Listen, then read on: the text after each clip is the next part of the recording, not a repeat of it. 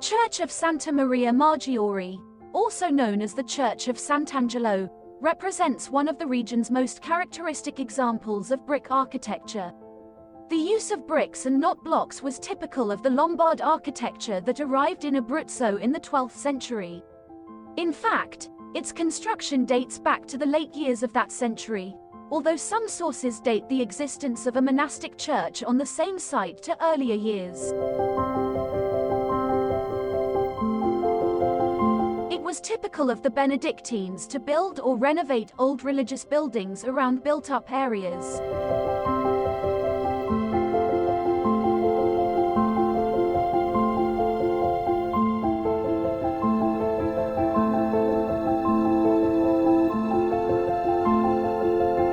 Santa Maria Maggiore is undoubtedly one of the region's finest examples of Romanesque architecture. Visible from the use of bricks, the small size of the structure, the great thickness of the walls and the decorative elements. Over the centuries, however, its appearance has changed. The aisles were enlarged and elevated. This change is visible along the sides, observing the position of the small arches below the top line of the walls. The bell tower construction started at the end of the 12th century and finished centuries later.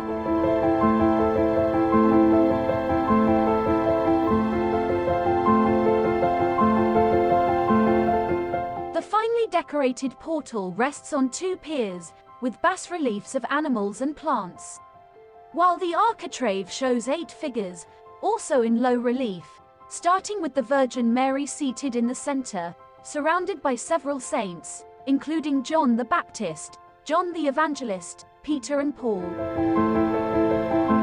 In the lunette, the Madonna suckling the baby Jesus, a work from the 15th century, is visible.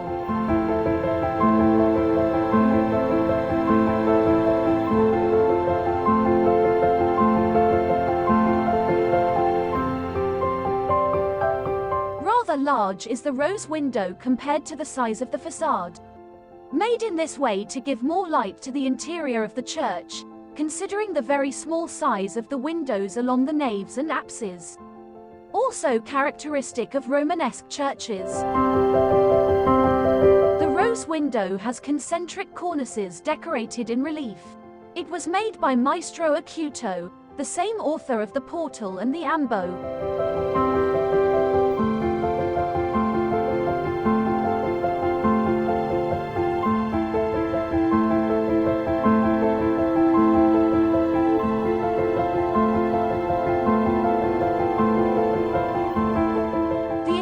Of the church offers us an alternation of circular and rectangular columns supporting round arches.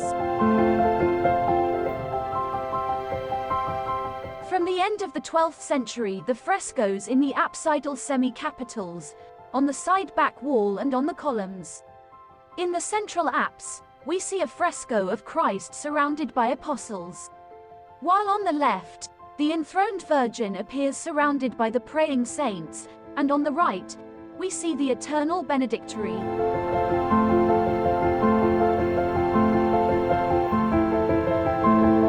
Importantly, the church was named a national monument in 1902.